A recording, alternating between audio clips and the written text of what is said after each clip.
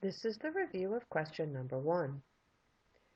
This question is asking us to find when the swimmer hits the water surface and then how the farthest depth below the water surface that the swimmer will reach, which means we're looking for the lowest point on the graph.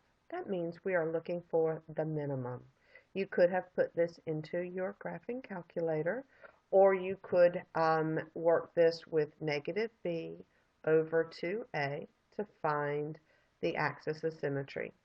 Negative 12 makes it positive 12. Divide that by 2 and we get 6. Now that we know the axis of symmetry is 6, that's the x value but not the y value. So we need to plug that in to our equation. 6 squared is 36 times 2 is 72. When we multiply 12 times 6, we get 72. So we have 72 minus 72. Those will cancel each other out, and we get 10. So that means that our answer here is C, 10. This is the solution for number 2.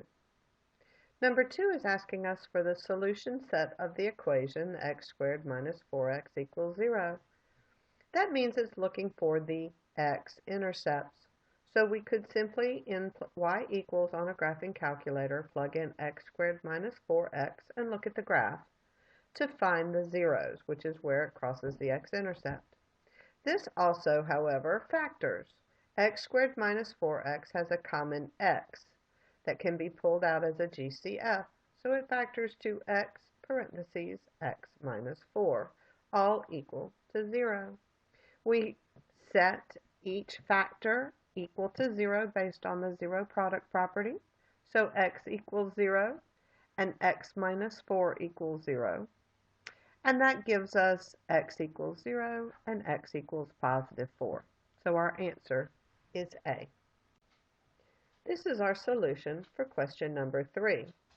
Question number 3 is also asking for the solution set. This one factors x squared minus 64, I hope you recognized as a difference of two squares. That factors to x plus 8 in parentheses and x minus 8 in parentheses. When we set each of those factors equal to 0 and solve, we get the solutions 8 and negative 8. So our answer is A. This is the solution for number 4. In number 4, we have a factored form where we have x minus a in parentheses and x plus b in parentheses. Those factors are multiplied and equal to 0, which means we can set each factor equal to 0 and solve. So x minus a equals 0. We solve that by adding a, and we would get x equals to a. To solve x plus b equals 0, we would subtract b, so x would equal to negative b. The answer then is a and negative b, which gives us a solution for this problem of A. This is the solution for number 5. In this parabola, we can tell that it is upside down. It opens downward, which means we need a negative x squared term. We can also tell that our vertex has been shifted up from 0 to positive 4. So we need a parabola that has a negative x squared and a positive 4 for the y-axis. And the vertex there has been shifted up 4. So our answer here is C. Question number 6.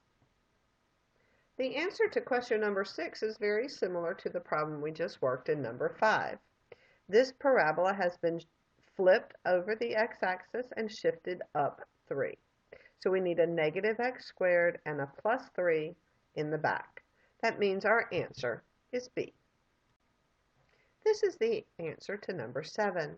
We are shown a parabola that has a vertex at negative 3, 1. So when we look at our answers, we need a plus 3 inside the parentheses with x and a plus 1 on the end. So we look for a plus 3 inside and a plus 1 on the end, and it is upside down, so we need a negative in front. So a negative in front with a plus 3 and a plus 1, the answer is C. This is the answer to number 8. Number 8 is asking us what are the roots of the equation. Remember, roots and solutions are the same thing as the x-intercepts. So when we look at the graph, we can see that it intersects our graph at 3 and negative 6. So our answer would be C. This is the answer for number 9. Number 9 says what is the turning point of the parabola. Remember, a turning point is the vertex.